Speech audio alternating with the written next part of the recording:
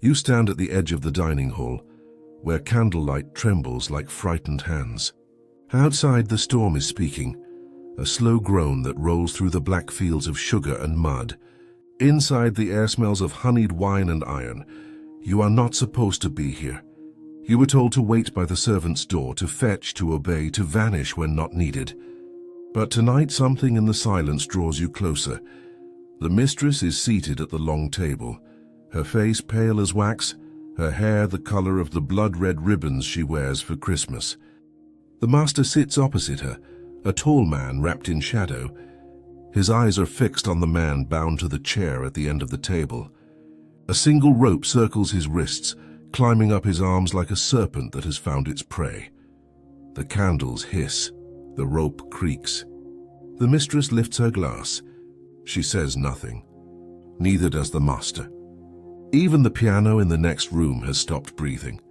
You can taste the dust of the floorboards. You can hear the whip hanging on the wall behind you, whispering to itself in the draught.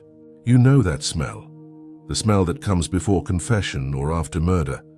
It is Christmas Eve, 1855, Beaufort County, Mississippi. The White House on the hill is dressed in garlands and golden plates. The guests have gone home. Only the family remains, and the slaves, silent, unseen, line the corridor like ghosts pretending to be alive. They are watching through the cracks in the door, through the shimmer of candlelight, through the trembling of their own hands. No one remembers how it began. Some say the mistress accused the man of stealing her jewelry. Others whisper that she saw him looking too long at her reflection in the mirror. Historians still argue whether this night was a punishment or a ritual. The man in the chair lifts his head. His lips are split, his breath slow and broken. He tries to speak, but the mistress tilts her head, smiling. That small, delicate smile that could cut glass. You feel your heart beat against your ribs like a trapped bird. You want to turn away. You want to forget this. But something inside you, something quiet and ancient, forces you to look. The master stands. He pours the last of the red wine over the man's head. The liquid drips onto the rope down the floor, spreading like a stain of memory. He says softly, almost tenderly, "Let this house remember who it belongs to." And then the rope tightens. Not fast, not violent, slow, deliberate, like the closing of a book that should never have been opened.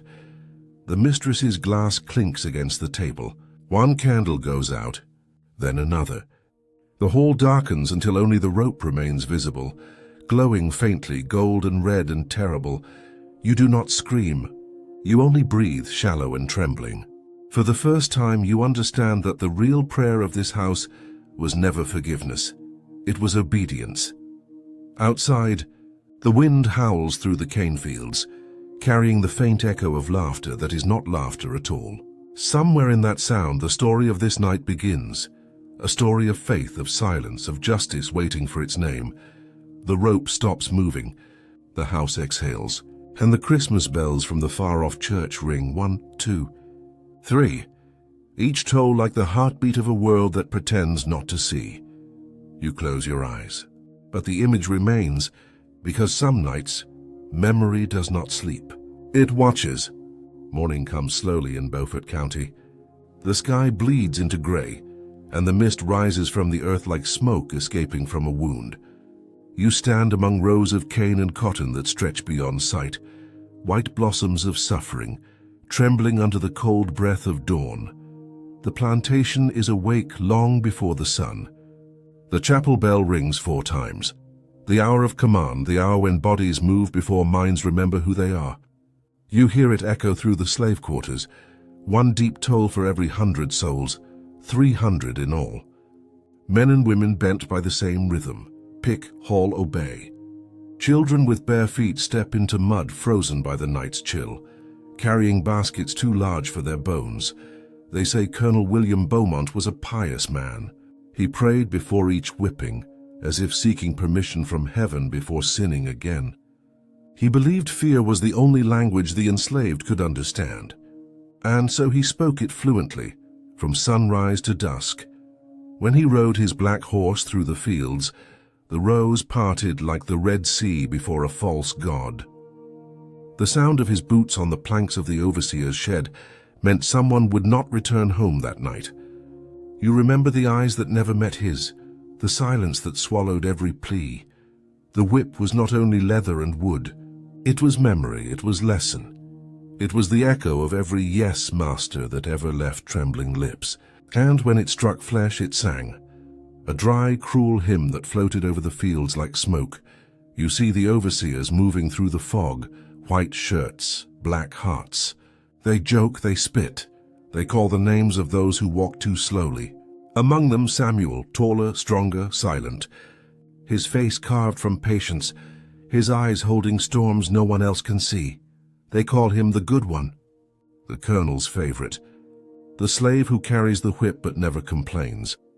For 15 years he has stood between punishment and mercy, between power and survival. He tells himself obedience is protection, that loyalty can be a shield. He believes, foolishly, nobly, that submission is the only path to peace.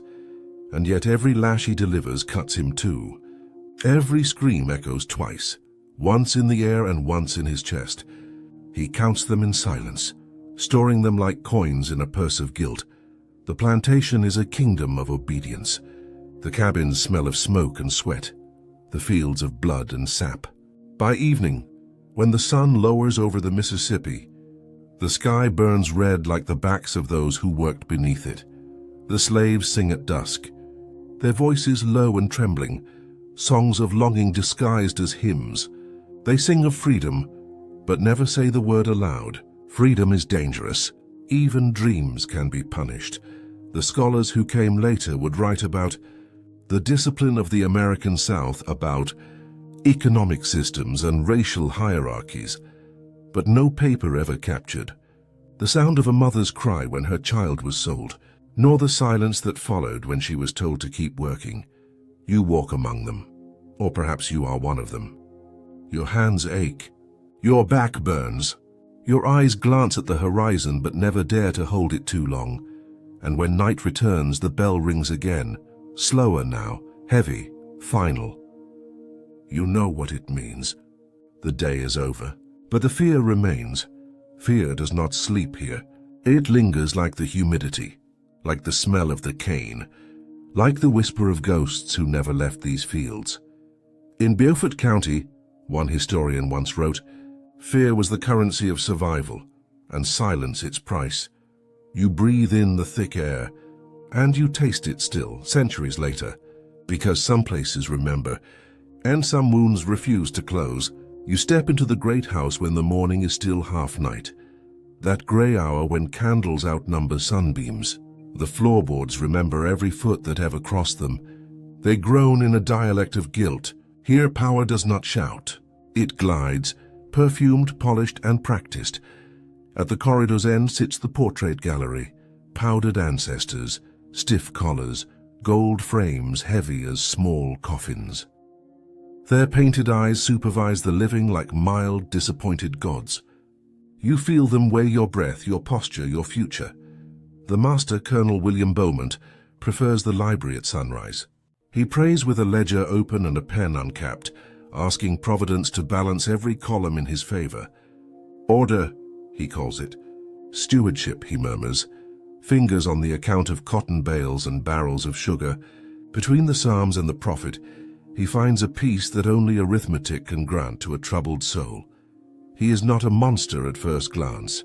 He is meticulous, upright, courteous to his equals, even gentle to the hounds that follow his boots. He tips his hat to other planters at Sunday service. He quotes scripture with the calm of a seasoned judge. He says discipline is love in a uniform. He says pain teaches faster than persuasion. He says 1,000 things the walls have learned to repeat. On the fireplace mantel, a brass clock ticks like a small, relentless sheriff. Every minute it arrests another breath you didn't realize you were holding. The mistress, Eleanor, begins the day with mirrors. A brush through hair as bright as winter straw. A touch of powder to tame the sleepless shadows. Silks rustle like snakes in grass. Pearls settle against her throat like obedient moons. She smells of orange blossom and iron, sweetness carried on a hidden blade. Servants move around her without faces, as if the mirrors have swallowed their reflections. You carry a tray. You hold your breath. The teacup clinks, the saucer sings.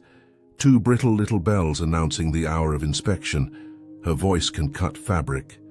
Wrinkle, she says, and a dress is the culprit. Dust, she says, and a life becomes an apology. If the master is law, the mistress is sentence. They are the 2 hands of the same clock, and time here is always guilty. You learn her rituals.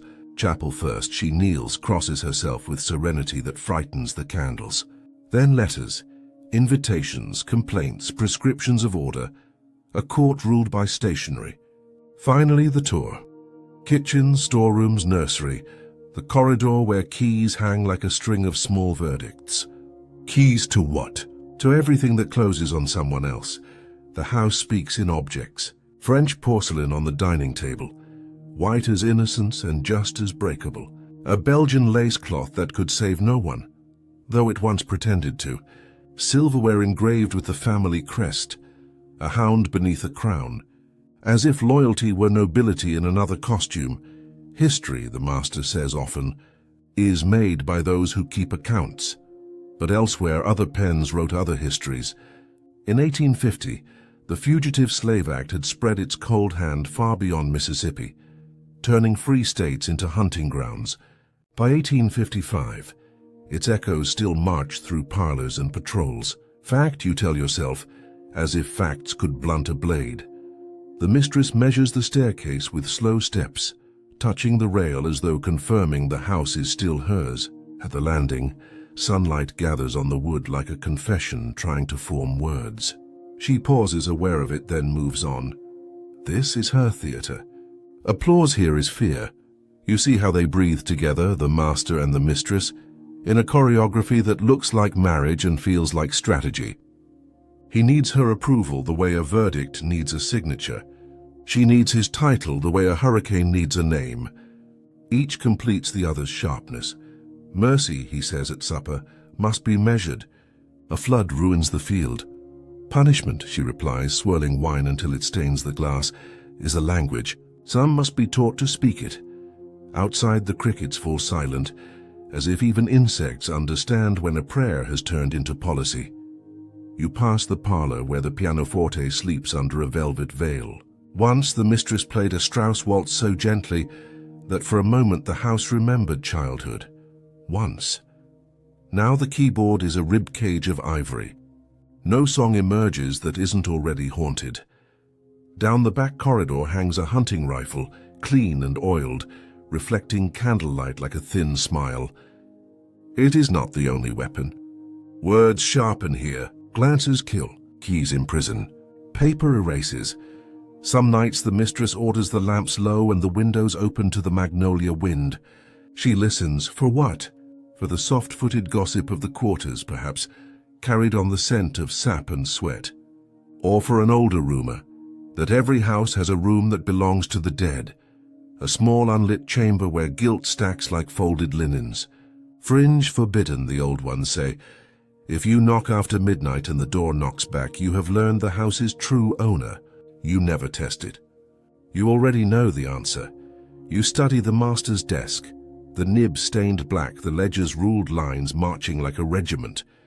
He has invented a mathematics of souls, inputs of labor, outputs of bales, deductions for disobedience, interest compounded in scars, numbers that climb even when a man cannot. The columns always balance because arithmetic considers grief irrelevant.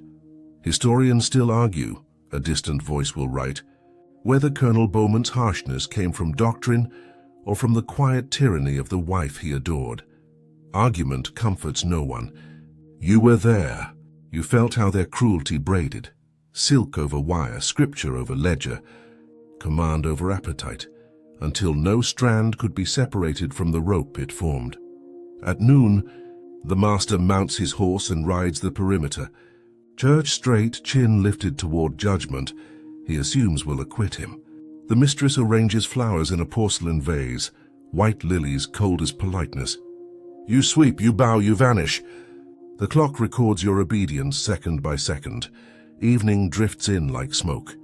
In the nursery, a child asks whether angels have keys. Of course, the mistress says, not looking up from her embroidery. How else would they keep heaven in order? You swallow the answer that rises to your tongue, that angels in this house carry keys to cupboards, not wings to deliver anyone. Supper. The silverware glitters, the candles hum. The master blesses the food, the mistress blesses the rules. They eat slowly as if time itself were a delicacy. When the plates are cleared, wine remains, red as a signed confession. You return to the portrait gallery. A draught shakes the frames. For a breath you think you hear glass sigh. In the far painting, an ancestor grips a length of braided cord. Now that you've noticed it, you cannot unsee it. How the rope appears everywhere, disguised as ornament, custom, tradition. A border on the rug, a twist in the banister, a motif on the silver crest, a lesson braided into the family's very grammar. Night is a slow tide, and the house rises upon it like a ship heavy with forbidden cargo, names unsaid, tears unspent, debts unsettled. You know the storm is coming, not of weather but of memory deciding it will no longer be silent. The mistress snuffs one candle at a time, careful, methodical, each flame a small surrender. The master locks the ledger, tucks the key into his vest, pats it once as a man pats his beating heart. Downstairs the brass clock arrests another minute. You linger at the threshold where shadow meets lamplight. If you breathe too loudly, the house will hear you. If you think too loudly, the house will write you down. Tomorrow the fields will bend again. Tomorrow the bell will preach its flat sermon. But tonight, in the seam between prayer and prophet, you witness the truth behind the porcelain and the lace. Power has a face for Sunday and another for midnight, and both are smiling. You learn the house's grammar by carrying its verbs. At dawn you lift the coil of leather from its peg, not because you love it, but because there is nothing else that keeps your people alive this side of the ledger. It is a serpent asleep in your hands, warm with remembered hours. When you walk, it breathes against your thigh like a small unwelcome animal that has chosen you for its keeper. They call you Samuel. The master calls you reliable. The quarters call you ours, then go quiet, remembering, measuring. You are the hinge between command and obedience, the living joint where two worlds grind. In some places they call such a man the driver. Here, where the rows are long and time is a blade, they call him the overseer, though a free white man signs the orders and pockets the fear. You stand in front of him like weather, taking the first heat so the storm behind you doesn't strike as hard. Historical fact: cool as iron. On these lower Mississippi plantations, the gang system devours days whole, fields broken into hands, sunrise to sunset, work and breath yoked together. Records from the 1850s show quotas tallied in ledgers beside names, as if a soul could be counted in pounds of lint and barrels of sugar. You know this without reading a line. Your back has been the paper long enough. You make your rounds at first light, not hurrying, not dawdling. Feet know where not to step. The muddy trough that twists ankles, the stump that breaks a wrist, the place where the field turns softly treacherous after rain. You count baskets, bodies, distances, silences. Counting is safer than thinking. The rope around your heart is older than the one on the peg. Once long ago you decided you would survive. You told yourself survival is not the opposite of dignity. It is the container that keeps a little dignity from spilling. So you learned the narrow art of choosing which flames to smother and which to leave as smoke. You learned the temperature at which mercy will not crack the porcelain face of order. A boy drops his basket. You hear the clatter as if a church bell has forgotten its hymn and struck panic instead. In the morning fog, heads lift like frightened deer. You do not raise your voice. You cross the space with a calm that costs you breath. You lift the basket, set it back into his hands, and say with the smallest nod, "Steady." The word is so soft it could be a prayer. The boy looks at your eyes a heartbeat too long. You look away for his sake. Small mercies here are written in invisible ink. They must be, or the house will read them. You have rules, private, forbidden stitched beneath your ribs. Never strike a woman who is carrying more than cotton. Never mark a man where his newborn will someday see. Never break the right hand that knows the loom or the fiddle or the scalpel of a root doctor. Because skill is a passport, even chains must stamp. Never punish grief. It punishes itself enough. The white overseer John prefers noise. He believes volume is a theology. The other, Peter, keeps a neat book of imagined sins. They like it when you perform the ritual the way they expect, the raised arm, the lesson delivered like a proverb.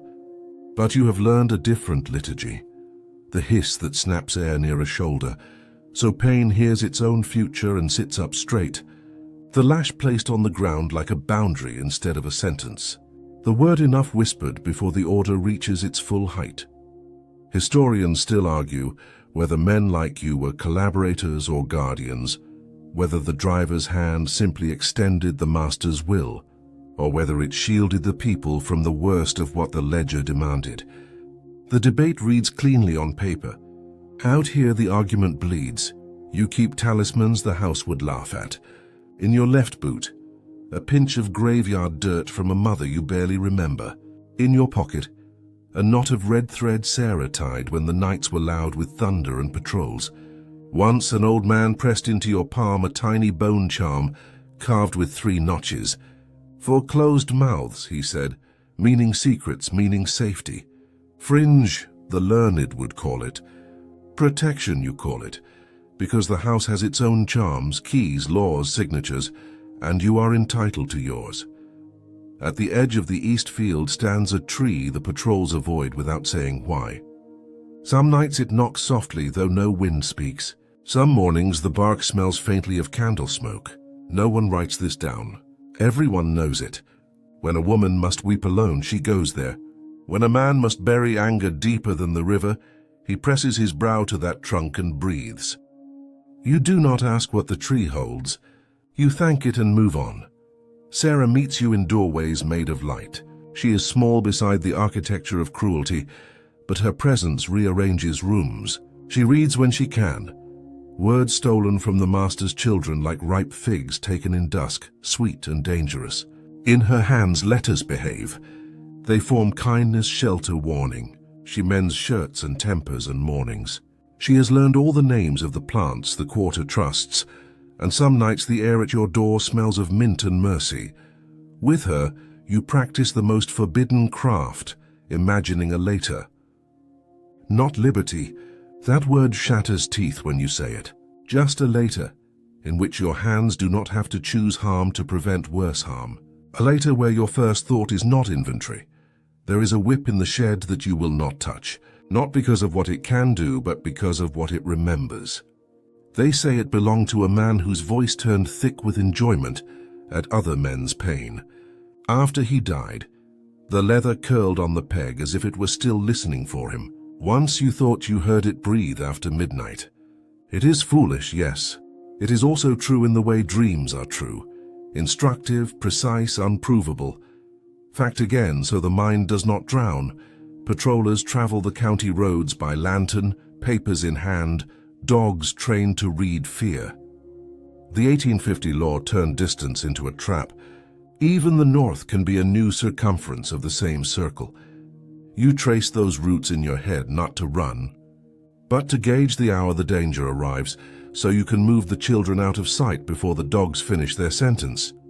You keep count in twos, how many you spared from the white men's notice, how many you could not. At night the sums do not balance. Arithmetic becomes a bruise you cannot reach. You sit with it anyway, like a friend you do not like but must feed. Sometimes you stand at the edge of the river and practice saying no in a voice the water will carry without betraying you. No to an order that would crush a particular soul whose spine you have seen shake too often. No to an insult that wants to become law. No to the small voice inside that says, the house is right about everything because it is right about bread and sleep. You do not say the word aloud in daylight. You rehearse it at the water, so one day it will know its own mouth. On Sundays, the master reads the epistle, servants, obey. and the mistress reads the faces of the women like a ledger of beauty and offense. You listen for loopholes in scripture, for the secret door the Lord surely hid in the back of those sentences, for times like these. Sarah, passing behind the pew with a tray, brushes your sleeve and the room brightens a fraction. That is a door, you think. That is how rescue feels when rescue is forbidden to have a name. The quarters tell stories below breath, past midnight. A woman once sang a man out of punishment by changing the key of a hymn until the air itself softened. A child hid the overseer's keys in a nest of wasp paper, and the wasps, confused and righteous, found another house to sting. A man dreamed of fire and woke to rain so heavy, even memory was washed for an hour. These are not lies. They are maps of a country the law refuses to print. You are the one the children fear and cling to. They hate the coil at your side and follow your shadow when dogs bark. You teach them the math of walking. 5 steps between anger and speech, 3 between insult and reply, 2 between breath and answer. They practice stumbling, then better, then like breathing. You are teaching them to live inside a furnace shaped like a calendar. At dusk you hang the leather back on its nail. It looks smaller in the lantern light, as if shame also has weight. You wash your hands longer than necessary, though no blood decorates them tonight. Water runs down your wrists like absolution refused. Historians will later stamp your name into columns: Samuel, driver, instrument of discipline. Some will make you symbol, some villain, some footnote. None will know the taste of metal when you swallow your own voice. None will count the no's you managed without saying the word. That's all right. The river knows. The tree knows. Sarah knows. And the house, though it pretends not to, knows your measure too. It will learn your other name soon, the one it writes in ash on Christmas night. The house has many eyes, but none see like hers. They do not blink. They appraise. They decide what deserves warmth, what deserves pain. You carry a tray of polished crystal through the corridor. Each glass catches a candle and fractures it into small obedient flames. The way people hear fracture too when light touches them too directly. The mistress waits in the parlor. Morning sunlight turns the lace on her sleeves to frost. She holds a letter sealed with black wax, and even before she speaks you feel the weight of someone's punishment forming in that silence. She says your name slowly, as if tasting it for poison. "Samuel," she begins.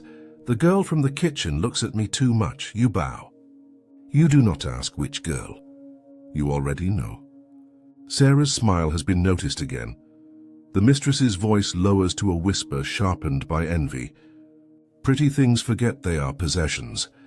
Her lips curve, not in pleasure but in prophecy. Outside, the cotton fields shimmer like a sea of white graves. Inside, the air tastes of perfume and ashes. She rises. Her dress whispers against the carpet like a secret that cannot bear translation. When she walks, the mirrors tremble. You see 2 reflections, the woman and the thing behind her, a shadow made of pride, fear, and something older, nameless, coiling like smoke. You have seen that shadow before. It walks the halls at night, barefoot, humming a hymn in reverse. Some call it jealousy, others madness. Historians call it hysteria born of isolation. But those who serve beneath her call it the whisper of the devil in silk. She turns toward you. "Tell your wife to remember her place," she says. Her tone is soft, like a prayer recited backward. You answer with the word you always use: "Yes, ma'am," a word that closes every door, even the one inside your chest. When she prays, she kneels as though striking roots. She whispers verses from the Book of Kings, asking for victory over serpents. You do not know if she means temptation or you. The colonel watches from the doorway. His gaze is full of obedience, the obedience of a man long since domesticated by fear dressed as devotion. His lips move with hers in perfect rhythm, like 2 gears turning in the same cruel machine. When she finishes, she does not rise. She lingers, eyes closed, fingers tracing the air where her husband stands. He flinches, not from her touch but from the invisible leash it represents. In the afternoon, the heat presses the house into stillness. The servants move like smoke through corridors thick with magnolia scent. The mistress naps on the chaise, one arm draped across her eyes. You watch her breathe, shallow, careful, like someone pretending to sleep so the dreams won't find her. They say she once came from Savannah, a city of salt and superstition. They say her family buried their sins in the marsh, but the tide returned them. And they say that when she first arrived at Beaufort, the birds stopped singing for a week. It may be rumor. It may be prophecy remembering itself. At dusk, she plays the pianoforte again. The melody floats down the hall, delicate, exact, as if each note has been taught to beg for mercy. You stand outside the door, listening. The tune twists into something familiar, a waltz you once heard Sarah hum when she was alone. Your throat tightens. Perhaps coincidence, perhaps not. The mistress sees your shadow under the door. "Samuel," she calls without turning. "Do you like music?" "Yes, ma'am." She smiles, hands still moving across ivory keys. So did Sarah. The name falls from her lips like a drop of ink in milk, small but enough to stain everything. She lets the last note die. The silence afterward is so heavy it bends the air. Then she says it, almost kindly. "Beauty is dangerous in a slave. It makes masters forget themselves. You do not answer." There is nothing to say that would not sound like defiance or despair. She rises, walks past you, and the perfume she wears, violet and smoke, lingers like a bruise on your senses. Later in the quarters, Sarah's voice trembles as she tells you the mistress has been watching again, eyes on her like a slow knife. You hold her close, whisper, "It will pass." But even as you say it, you hear the soft echo of laughter from the big house, distant, deliberate, like thunder rehearsing its lines. You both know it will not pass. It will arrive. And when it does, it will wear silk. One scholar would later write, "In every record of slavery, there is a woman who enforces cruelty, not from hunger of power, but from the terror of comparison." You think of that scholar not yet born and wish he could. Feel the cold that word leaves behind because you lived it. You walked in that house of mirrors, where love and hatred share the same reflection, and you remember her eyes, clear as glass, sharp as punishment, eyes that saw everything except the line between human and possession. Morning opens with a false calm. The sky above Beaufort is the color of bone, and the magnolia trees sway like slow witnesses. You can smell rain, but it is not rain. It is the scent of something waiting to happen. Inside the great house, breakfast is ceremony. Porcelain, lace, and unspoken orders. You move through it like a shadow dressed in patience. The mistress sits at the head of the table, her hair wound into a perfect knot, her blue eyes empty of sleep. The colonel reads the Southern Courier, his cigar bleeding grey ribbons into the air. Sarah stands at the far end, pouring coffee into cups so delicate they seem unfit for human hands. Her every movement is a prayer, smooth, measured, trembling beneath the silk of obedience. You see her fingers tremble just slightly, and your breath catches before you know why. The mistress watches her. She always watches her, a predator disguised as refinement. When she speaks, her tone is sugar-cut with glass. "Be careful, dear," she says. "That tablecloth is worth more than your life." Sarah bows her head. "Yes, ma'am." The colonel chuckles softly, pleased by the cruelty. Outside, thunder murmurs like an old god clearing his throat. Inside, Sarah reaches for the sugar bowl, and the colonel's elbow, heavy and careless, brushes her arm. The pot tilts. Time slows. A dark stream of coffee falls like blood across the white lace, blooming outward in slow motion, a stain that will not forgive. The mistress does not blink. Her hand freezes mid-air, the cup still half lifted to her lips. Then slowly her eyes rise, not at her husband, but at the woman holding the empty pot. "What have you done?" She whispers. It is not a question. "It is a verdict," Sarah stammers. "It was an accident, ma'am." The colonel, "Liar!" The word slices through the air like a lash. You take a step forward before you realize it, but stop. Too late. The mistress has seen you move. The colonel folds his newspaper carefully, as though he is merely setting aside the weather report. His eyes are cold, mechanical. "We can't allow insolence, Eleanor. The mistress nods once, satisfied. And in that gesture, the small tilt of her head, you see your entire world rearrange itself into cruelty. The other servants freeze. A fork drops. A clock ticks too loud. Even the house holds its breath.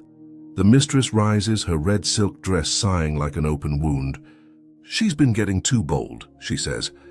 She smiles too much. She forgets who owns her face. The colonel murmurs, "What punishment do you think fits such pride?" The silence before her answer is so thick it feels like drowning. Her voice, when it comes, is soft as velvet. The same punishment her kind gave to Eve. Let her learn the cost of beauty. Her words hang in the air, terrible and holy. You feel your knees weaken, your pulse become a drumbeat of disbelief. You try to speak, but your tongue feels nailed to the roof of your mouth. Sarah collapses to her knees, pleading, "Please, ma'am." "I swear before God I didn't mean." The mistress cuts her off. "God?" She laughs, a sound too delicate for the venom it carries. "God doesn't live in this house." The colonel signals to the overseers. "Fetch the ropes," he says, "and the men. Your vision narrows." You step forward, but two servants, trembling, terrified, catch your arms before you can move farther. "Samuel," the colonel says, his tone almost fatherly, "you'll want to watch this. It's a lesson in loyalty. Your heart is hammering now. Each word is a nail.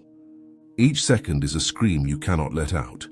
They drag Sarah outside, past the grand piano, past the hall of portraits where dead ancestors seem to smirk behind glass. You follow, bound by fear and disbelief. Rain begins to fall. Slow, deliberate drops that sound like distant drums. They tie you to the porch post with the same rope used for the runaway boy last winter. The knots bite your wrists until you feel skin tear. The colonel lights another cigar. The mistress stands beside him, her face calm, radiant, almost beatified in her cruelty. Sarah is placed in the center of the yard. Her white apron is already soaked, the coffee stain spreading like an omen. You call her name once. She looks at you, and in that moment, that heartbeat between love and destruction, she smiles. Not in fear, not in surrender, but in recognition. She knows this is not the end, because something is waking in you, something older than fear. Older than obedience. The rain thickens, the whip cracks. The mistress watches, and the Christmas bells begin to ring from the distant church, their holy chime colliding with screams and thunder until the air becomes chaos. You close your eyes. The storm, the bells, the cries, they all blur into one single note that will never stop ringing in your head. The sound of everything breaking at once. Historians would later write about the Beaufort incident, a curious entry buried in plantation records. On the morning of December 21st, 1855, a domestic disturbance led to the loss of property and discipline. Punishment was administered as example. That is all the record says. But you remember the rest. The sound, the smell, the taste of coffee and blood mixed into one. And you remember the mistress's final whisper before turning away. Let her husband watch. The storm rages. The field becomes a graveyard of echoes. And you, bound, bleeding, silent, promise something to the wind. It does not need words. The wind understands. It carries your vow across the cane fields, through the slave quarters, into the dark corners of the night. A vow that will burn until the house itself remembers what it did on that Christmas morning. Day one begins with a sound that is not quite rain and not quite prayer. The yard is washed clean of footprints, but not of memory. The rope burn on your wrists blooms a quiet private fire. You carry Sarah back to the cabin the way a man carries an heirloom, afraid to breathe too hard, afraid to set it down. The door closes behind you with the softness of a secret. The world outside loses its voice. You lay her on the narrow bed. The straw crackles like dry leaves in a cemetery. She stares through the rafters as if a sky were painted there that only she can see. You speak her name low, as if a loud syllable might shatter what remains. Her eyes do not follow the sound. Silence settles between you, heavy and exact, like a book placed on a table you are not allowed to open. You fetch water. You grind leaves. Mint. A slip of willow, a thread of angelica you bargained from the root woman 3 fields over. You bruise them in a cup with the gentleness you never learned for yourself. The air fills with green. The tea trembles. You lift it to her lips. She does not drink, but the scent persuades the room to breathe again. Outside, the brass clock in the big house keeps arresting minutes. Inside, time changes its gait, it limps.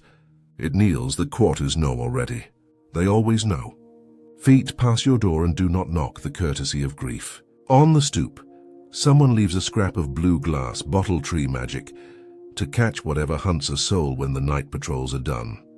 Another hand ties a short red string to your latch, 3 knots for protection, 1 for return. Fringe, the educated would say later. Faith, you call it, because nothing else is taking turns at the door. Historians still argue whether the hush that follows such mornings is surrender or strike. They footnote silent sabotage, refusal of exuberance, withheld song. The ledgers notice a smaller heap by dusk and write low yield, as if grief were laziness. But you hear the hush for what it is, the only language that speaks without giving the house anything to use against you. You sit. You count her breaths. You refuse to blink each time, as if sight could stitch, as if watching were a needle. At noon the light thins to parchment, and the magnolia scent turns sweet enough to ache. A child outside laughs once the way a bell rings before it is told it mustn't. Then the day remembers itself and goes grey again. You press a damp cloth to her temples. You tell her in the smallest words you own what the river told you once when the patrol hounds were loud: stay. Stay until the water gets gentle again. You do not know if rivers keep their promises. You keep yours anyway. Night arrives like a witness who has sworn too many oaths. Someone hums a hymn beyond the cabins, the sorrow key the elders keep for storms. The door lifts in a soft breath as the root woman steps inside without stepping. She is there the way shadows are there, part of the room's first design. From her shawl she pulls a pouch of camphor, a sliver of beeswax, a twist of tobacco that smells like earth after rain. She does not ask permission. She does not say words that the walls might memorize. She sets a saucer of salt beneath the bed so sleep will not lose its way trying to find Sarah. She wraps white thread around your wrist 3 times, 1 for each day ahead. She taps your chest once with the thread's knot. Tie your tongue to your heart, she whispers. Nothing you say now belongs to the house. You nod. You have never owned less or more. From the big house, the pianoforte shoulders a waltz it cannot carry. A note sours another. The mistress plays on, steady as a lie. The tune trickles across the yard and breaks against your door like a language that will not be learned. You remember a fact the schoolmen prefer tidy on a page. In Mississippi, mid-century statutes fined or whipped anyone who taught an enslaved person to read. Churches were watched. Gatherings measured. Night travel patrolled by men whose lanterns knew the names of children. Laws designed a world in which silence was the safest sentence a human mouth could pronounce. Fact, you tell yourself, like a stone you keep in your fist to keep from floating off the ground, you do not sleep. Sleep has rules you cannot honor tonight. You count the rafters. You listen to mice annotate the floor with small harmless feet. You watch Sarah's chest rise, fall, not enough, again enough. The word stay becomes a bead you thumb on a rosary of hours. Day 2 arrives without a door. The light simply pours itself into the room, cruel and clean. Sarah's eyes find you, then move through you as if you are window, not wall. You lift the cup again. This time a drop passes her mouth and finds a throat. The swallow is so quiet you might have dreamed it. You do not correct the dream. The quarters adjust their weather. Work slows by a fraction no clock can charge interest on.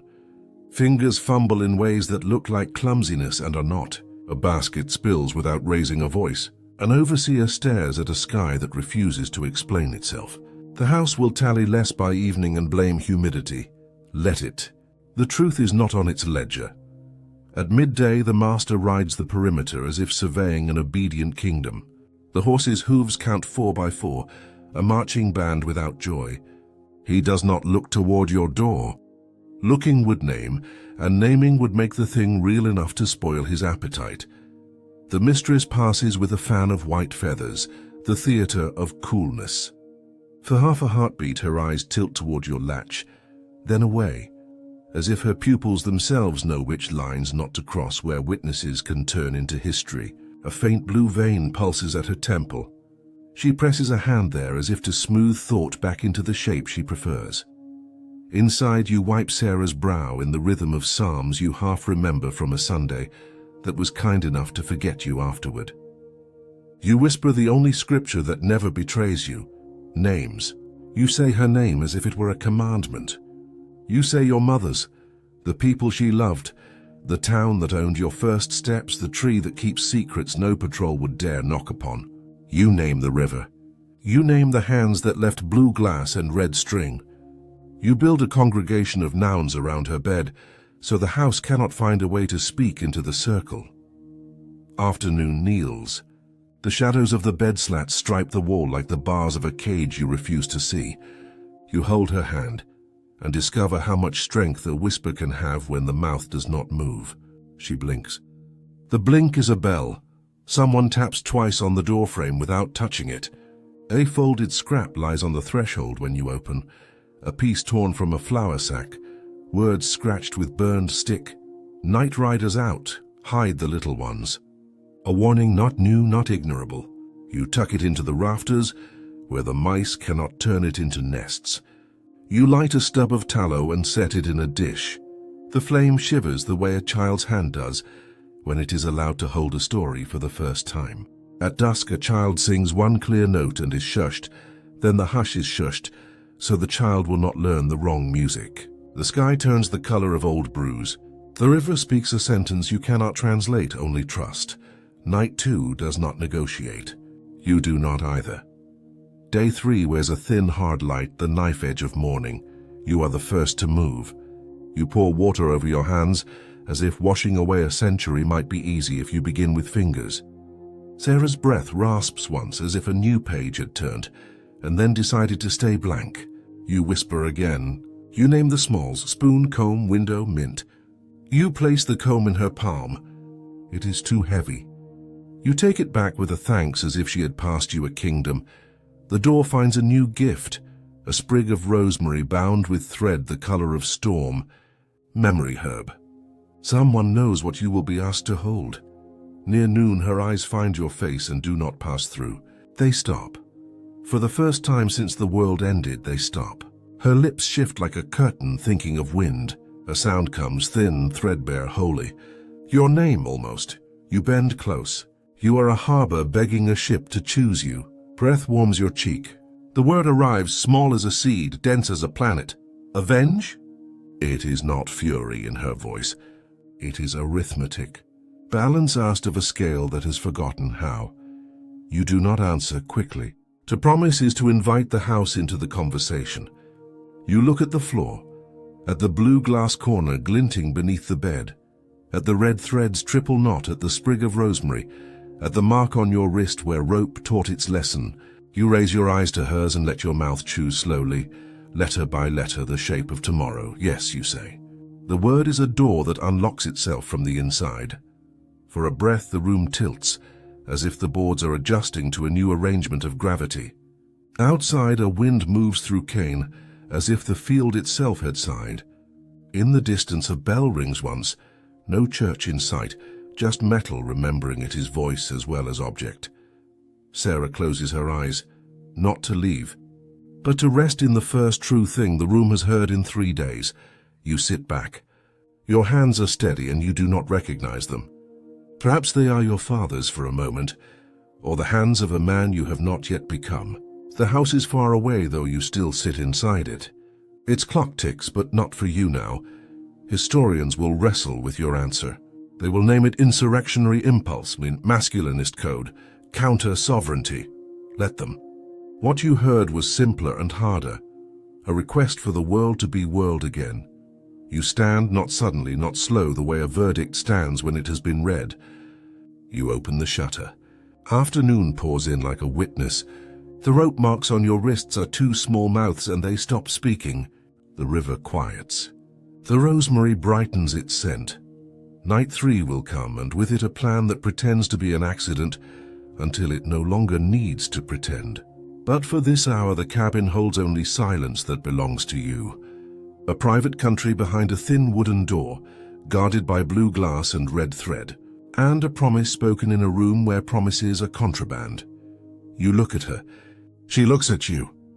Between those two glances, a road unrolls that no patrol horse will see until it is too late. The hush breaks, not with a cry, but with breathing that remembers how.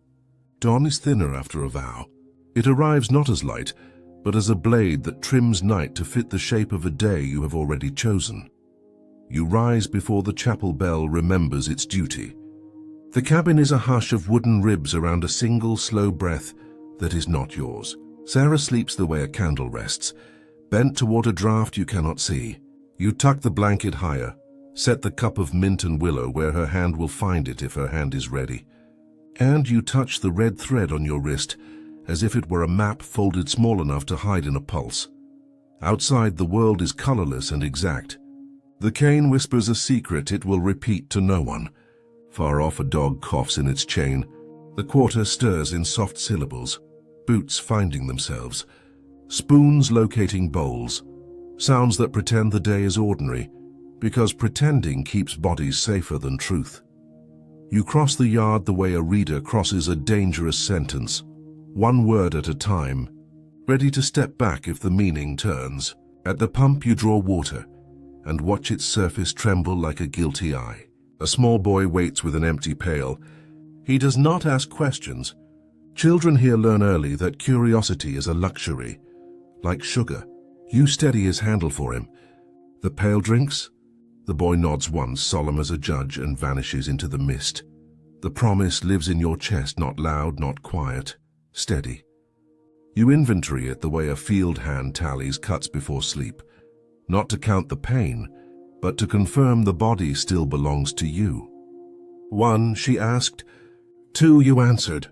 3, the house will answer back. You begin with small harmless errands. Harmlessness is a garment that fits you well. In the tool shed, you fix a loose hinge that the white overseer has cursed for a month but never mended. You oil the cotton gin's stubborn axle, the one that squeals like a memory whenever it turns. You carry a coil of rope from the peg to the peg across the room, practicing touching it without letting it touch you. Each task writes a sentence the house wants to read. See? Reliable Samuel, steady Samuel, ours. You underline it with a nod, then tuck the real paragraph elsewhere, where paper and eyes cannot travel. On the east side of the big house, the kitchen exhales a holy trinity of smells: lard, coffee, bread. Christmas Eve demands ceremony. Even cruelty keeps feast days, fact as plain as a church program. In these counties, the 24th is no ordinary dusk. The table grows heavy with imported delights, oranges that remember oceans, wines with names longer than prayers, spices that sound like the names of travelers, clove, cinnamon, mace. Some plantations grant the enslaved a half-day, a salted ham, a cup of molasses. Others grant nothing but a softer voice with which to say hurry. The ledgers list expenditures under Christmas, figures neat as stitches. No column records mercy. You move through the smoke room counting cured meats, learning the layout without admitting you studied it. The hooks wink in the dark like constellations of appetite. Beside the door is a board where knives sleep in their grooves. You touch none of them. You only memorize where the grooves are deep and where the dust has settled, so later absence will look like carelessness, not decision. Someone hums behind you. Maria Conga, older than the whip, younger than the river, leans on her broom and hums a line from the sorrow key, the one they use when the air has more weight than it should. You heard? She asks without asking. You nod without nodding. She spits into the hearth the way some women cross themselves and says, "If a storm comes, open the shutter on the lee side. Let the anger find a door that won't break." Then she removes a pin from her hair, black iron, plain, and presses it into your palm. for narts that think they have the last word. You tuck the pin into your sleeve. Your heart recognizes its weight. The mistress's footsteps write long sentences on the floor above you. She is rehearsing her evening. Which chair to occupy, which smile to sharpen, which key to wear on a ribbon at her waist. You can hear the keys touch each other, two small chimes made of ownership. Her voice floats down like perfume, instructing the maids to starch the lace, reminding the butler to polish the crest on the silver tureen, asking whether the Bordeaux from 40 has rested properly. The colonel's boots answer in a rhythm you have learned like weather. Historians still argue whether feasts on such estates were designed to civilize brutality by making it eloquent, or to amplify it by calling it order. The debate is academic where you stand. You have seen lace laid lovingly over a wound, as if beauty could persuade blood to behave. You step out to the yard and study the path between the kitchen door and the dining room. 14 strides for your legs, 17 for John's, 15 for Peter's, where the rug ripples, where the plank lifts, where a glass might tremble if a hand passes too roughly. You are not planning an accident. You are listening to the future practicing its lines. At the stable, the groom dozes on a bale with his hat over his eyes. You greet the horses by name as you always do. Some men here would trust a horse before they would trust a sermon. You run a cloth along the barrel of the colonel's hunting rifle, because this is your chore and because you wish to see the world through the steel's narrow eye without putting your eye to it. The weapon smells of oil and November. You set it back with the muzzle facing east, mundane, meaningless until it isn't. On your way past the cabins, the root woman appears from a direction no compass knows. The night will want company, she says. Her hands nurse a bowl of something that smokes green. When you cross a threshold, put your left foot first and call your mother's real name in your head. If you have no name, make one she would have wanted. You open your mouth to explain that you barely remember her. She lifts a palm. Names are like doors. Better to have the wrong one that opens than the right one nailed shut. She presses a twist of dried leaves into your hand, rosemary, rue, and a sliver of something like lightning. For clarity when lies pretend to be light. Fringe they'll write later in tidy fonts. Here it is, architecture. Afternoon tilts toward gold. In the distant black quarters of the sky, a storm fingers its bracelets. The colonel rides the perimeter in his blue coat, medals blinking like guilty stars. He stops near the chapel to instruct the preacher on the hymn list for midnight. Joy to the world. Hark! The herald angels sing. The old favorite smoothed of teeth. The preacher bows. His amen a coin that clatters before it lies still. You remember another fact most records keep small. Even in bondage, some enslaved people were hired out as preachers, permitted to pray so long as hope stayed on a leash. The house will allow any melody that returns the body to work. Evening begins setting the table. In the dining room, French porcelain stands at attention. The Belgian lace floats like winter on mahogany. Each crystal glass is a small theater of nervous light. You pass with the bread basket, and the house pretends you are furniture. It is a relief you will not have tomorrow. The mistress descends the stairs wrapped in red velvet, her throat peeled of ornament to display obedience to no one. The colonel offers his arm, and she takes it with the ownership of a queen accepting a petition. They pause beneath the portrait of an ancestor, whose painted fingers grip a coil of rope disguised as heraldry. You feel the brush of a future move along your skin like a moth. The servants assemble in the hallway. The butler recites the order of service like liturgy: soup, fish, roast, sweet. He names each dish as if blessing it with absolution from where it came. You watch their hands, who trembles, who does not, who holds strength in the wrists, who in the fingers. Not for judgment, for choreography. Then a small thing happens, the kind of thing that would vanish in a ledger's tidy mouth if a ledger cared. The mistress asks lightly whether the kitchen girl will bring the coffee at the end as she used to. The words stroll into the room as if innocent. They carry a knife in their sleeve. You feel cold climb your back like ivy. Sarah cannot carry coffee. She is a candle in a quiet room, not a servant in a theatre. The mistress knows. The mistress wants the room to know she knows. The colonel smiles in the direction of things that are not there. Another will do, he says, and the matter moves on like a snake looking lazy. Night stands up in the windows. The bell in the far church tries the first note of evening and decides the rest can wait. In the kitchen, fires bank low. You return to the cabin by a path that does not exist in daylight. Inside, Sarah's eyes open. They are clearer. They carry the kind of quiet that puts out torches. She studies your face the way a navigator studies a sky, and finds his star exactly where it should be. You kneel, and the floor accepts the weight of a man who knows which world he belongs to, and which one has borrowed him too long.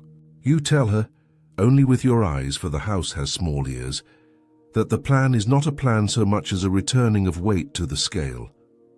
Her mouth shapes almost smiles that refuse to lie. Left foot first, she whispers. A thread of humor sewing shut a wound, and you realize the root woman's instructions have already reached her, the way river news reaches another river, without bothering the land between them. You set the iron ring you forged years ago on the sill where moonlight can bless it. You press the hairpin into the fold of your sleeve. You touch the rosemary and let it tell your blood to walk straighter. Then you do a thing no ledger would list.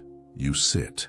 You wait until your heart's drum and Sarah's breath have found the same slow measure. When you rise, it is not sudden. It is simply time. The house glitters. The storm adjusts its bracelets. Somewhere a clock arrests a minute and discovers it is holding a verdict instead.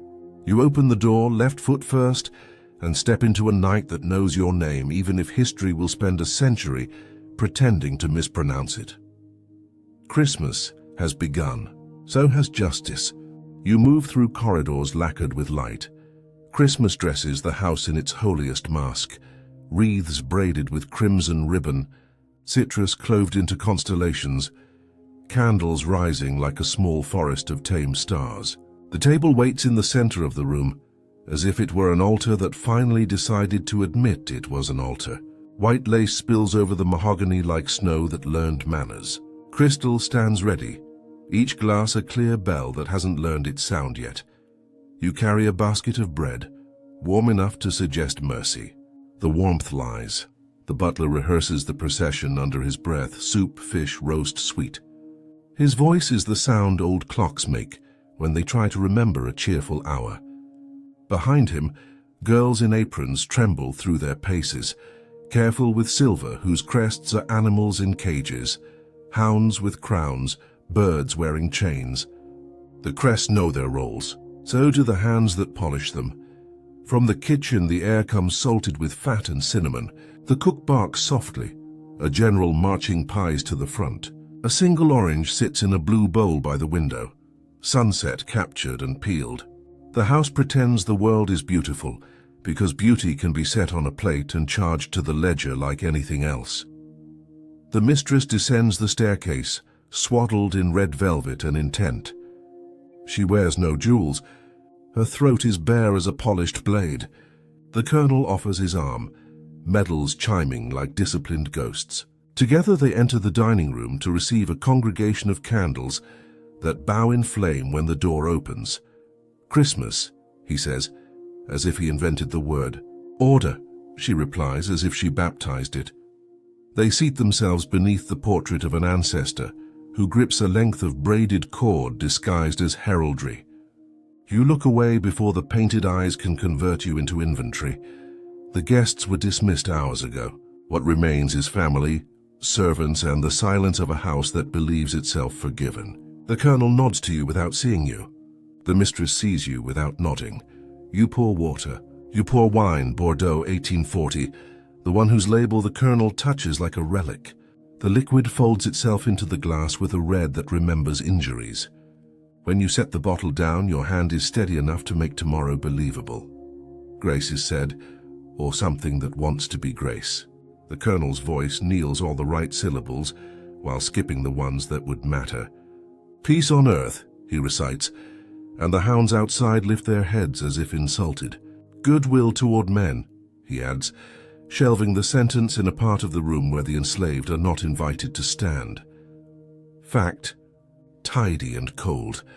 Christmas on antebellum plantations often meant a loosening of the whips theatre, tokens passed out, tobacco rolled, an extra ration of molasses. In some places, brief visits allowed. In others, patrols doubled. Men in print would later call it paternalism, a varnish on instruments that had learned to sing without it. You know the truth beneath the ribbon. The house grants a softer tone when it wants the new year to arrive quiet. The soup steams. The fish gleams. The roast smokes in a way that turns hunger into obedience. You move in the ritual, a shadow sewn into the room's hem. The mistress's keys rest at her waist, like small verdicts attached to a ribbon. She touches them between courses the way some touch a cross. Joy to the world, she says, smiling toward a child who sits blinking into candlelight. The child tries the line back, voice thin and brave. In the kitchen, someone hums the harmony that slaves use when they want angels to hear, not masters. The notes never quite meet in the middle. The room is bilingual in a way Scripture has not approved. The colonel raises his glass. "To our house," he says, and drinks. The mistress lets wine rest against her lip without swallowing. You watch the surface tremble. The house watches you watch. Maria Conga catches your eye from the doorway and scratches her ear with the hairpin that is not there anymore. The gesture is nothing at all and everything. Left foot first. Doors know the difference. You adjust your balance. The floorboard under your heel remembers you and keeps your secret. When the sweet arrives, pecan pie lacquered into obedience, a pudding so rich it forgets its ingredients, the mistress lifts her hand.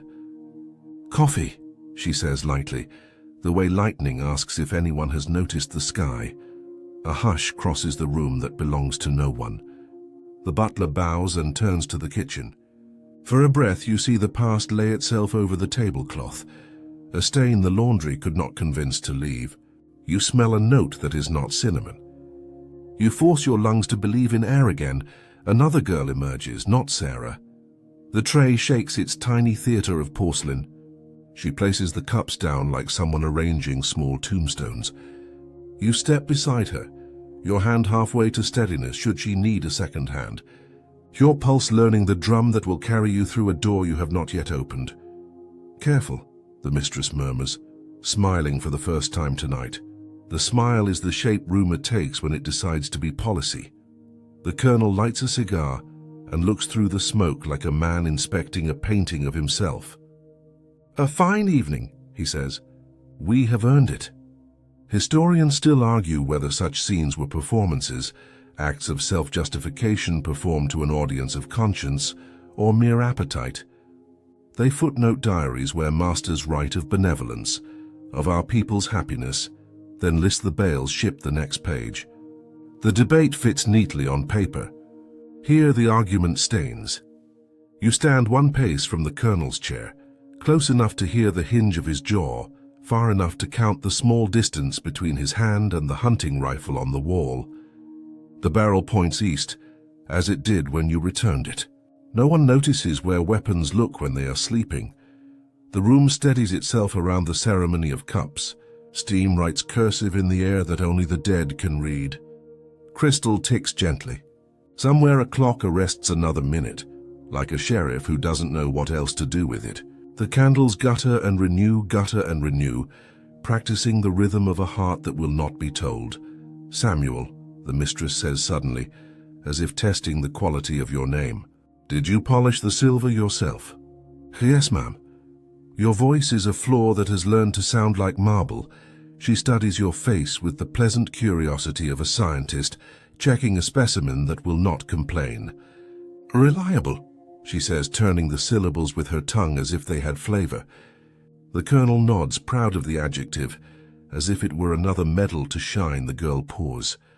The coffee is dark enough to disguise omens. Cups pass, spoons whisper against porcelain.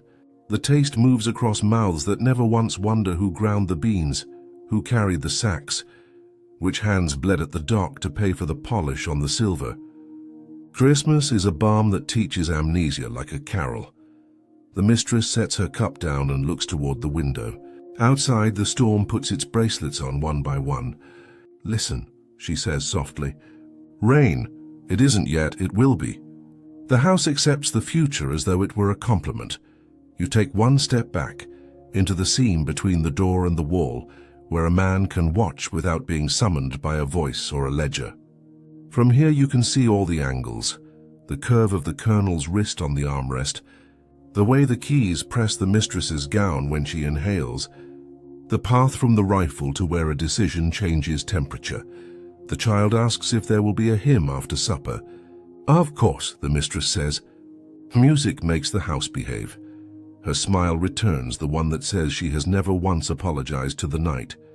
The colonel laughs as if night had applied to be his clerk. The butler gathers plates. The girl with the tray vanishes with relief, trailing her heels like ribbon. Candles bow again when the kitchen door opens, and rise when it closes, loyal to drafts as men are to power. You breathe in, deeply enough to count. The rosemary in your pocket remembers its job. The hairpin warms against your skin like a thought you are not ready to say aloud. The rope burns on your wrists answer old questions with new silence. Now the feast begins to end, which is when feasts tell the truth. Guests would have returned to their carriages by now, praising generosity in voices that know how to be overheard. But tonight the house is its own congregation. Only the four of you remain under the portraits and the rope that pretends to be decoration. The master, the mistress, the man who learned to be weather, and the plan that learned to be patient. The colonel lifts his glass one final time. "To judgment," he says, meaning harvests and markets, and God tallying his columns correctly. "You raise nothing." The mistress smiles at a mirror that happens to be a window, and nods to her reflection as if confirming a rumor with the only person who matters. The clock clears its throat. In the stable, a horse stamps. In the yard, the magnolia leaf turns its pale underside to the coming weather. In your chest, something long-caged stands, stretches, and remembers it owns teeth. You step forward, not yet into the room, not yet into history, just enough so the floorboard speaks your name back to you. The sound is small and absolute. Christmas has eaten its fill. What comes next is not hunger. It is balance. The house believes the feast has ended, but endings here are only doorways disguised as dessert. You stand in the seam between wall and door, where a man can borrow invisibility for the price of his breath. The candles have learned their roles: bow when a door opens, rise when it closes. The Bordeaux stains the lace in small red confessions that no one intends to read. The portrait's rope curls benignly in paint, rehearsing innocence. A draft crosses the floor like a messenger that forgot its shoes. The mistress notices it and touches the keys at her waist the way some touch a rosary. The colonel taps ash from his cigar into a silver dish engraved with obedience. Somewhere a horse stamps once and a man in leather. You listen for the clock's breath. Each tick is a soft hammer, finding a nail it has loved for years. You time your lungs to it. Inhale on even numbers.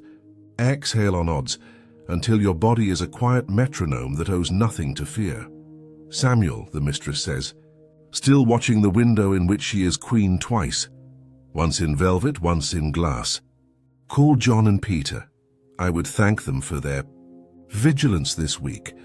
The pause around the word vigilance is a ribbon tied neatly around a bruise. "Yes, ma'am." Your voice travels the short distance without making waves. You leave by the kitchen corridor that remembers you kindly. Its lamps keep their secrets.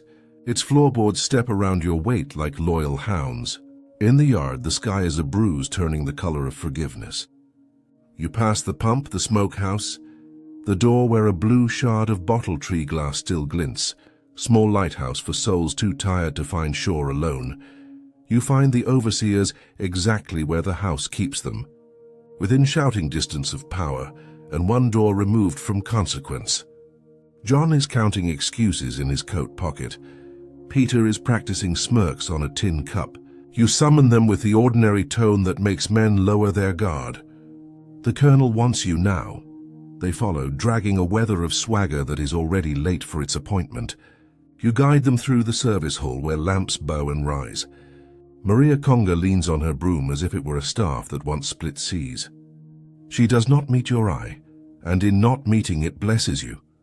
At the dining room threshold you pause, left foot first, so the night recognizes its ally. The room looks up, mildly curious. The mistress's smile is a sheathed blade. The colonel's cigar draws a thin, dark sentence in the air and ends it with a bright ember period. "Gentlemen," he says, and the word gentleman arrives in the wrong clothes. Her glass in gratitude. It is the cue the house understands. Servants pour, men boast, candles clap politely. But the ritual has already begun to forget its lines. When the butler reaches for the decanter, you lift a hand. Small authority, perfectly in character for the reliable one. "Allow me," you say. The decanter is not heavy. The moment is. As you pour, the colonel's head turns toward the hunting rifle on the wall, the reflex of a man who likes to know where his comfort sleeps. The barrel points east, innocent as a Sunday hat. You set the decanter down beside his glass, hear the soft click of crystal and wood, and learn the size of the room from that single sound. Sound has always told you more truth than paper. "Fine Christmas," the colonel declares. "Order, prosperity, and obedience. 3 gifts his tree never fails to give him." The mistress raises her cup of coffee, lets steam comb her face, and inhales the scent of dominance made domestic. "And gratitude," she adds, eyes grazing your sleeve as if to see whether the leather in the shed has grown a twin. "We must not forget gratitude." The overseers shift their weight, searching for applause that is not coming. John wipes his mouth with the back of his hand. Peter checks his knuckles as if they're trophies. Their laughter is a hinge that didn't get oiled. "Samuel," the colonel says pleasantly, "close the door, you do." The room inhales. The latch finds its home with a sound like a small verdict. When you turn back, the world has narrowed to 4 faces and 100 objects that think they are harmless. Forks, frames, napkin rings, a clock that pretends it doesn't hold thunder. The hairpin warms in your sleeve like a thought moving from rumor to policy. "Before we end our evening," the mistress says, "I've a curiosity." She sets down her cup, folds her hands, and studies your reflection in the window rather than your face. "What keeps a house together, Samuel? Nails, keys, fear?" You answer like a man who has survived by making truth learn to whisper. "Attention, ma'am." The word lands softly and begins to grow roots. "Attention," she repeats as if tasting a foreign fruit. "Yes, and memory, memory." The air tilts. You move, not fast, not slow, the gait of a man fetching salt. 3 steps carry you from wall to mantel. The rifle comes down smooth, as if its weight has been rehearsing your hands all year. No one in the room can say when the scene changed genres. They will argue about that in the retellings. You will not. The barrel is a line that crosses out a sentence history thought it had finished. The colonel's breath catches in his chest the way a fish discovers glass. The mistress's eyes harden into blue steel. She lifts her chin, as if the world should apologize for improvisation. John's grin peels away like cheap paint. Peter's fingers seek a pocket that has never held salvation. "Samuel," the colonel says, soothing a horse that is not there. "Put that down." "No," you answer, the smallest word finally speaking at full height. The rifle does not shout. It only points. Silence sets the table again, this time with knives facing outward. "Are you mad?" John breathes, and the word mad hangs in the air like a moth mistaking flame for moon. "Sit," you tell him, the same tone you once used to keep a boy from dropping his basket into humiliation. He sits. His chair obeys gravity like a penitent. Peter was already halfway there. Now he arrives fully and forgets how to breathe with decorum. "William," the mistress says without looking at him, "call the men." Her fingers drift toward her keys. "Leave them," you say. She does not. The keys whisper. You hear their small metal sermon. The hairpin is in your hand before the thought finishes crossing the room.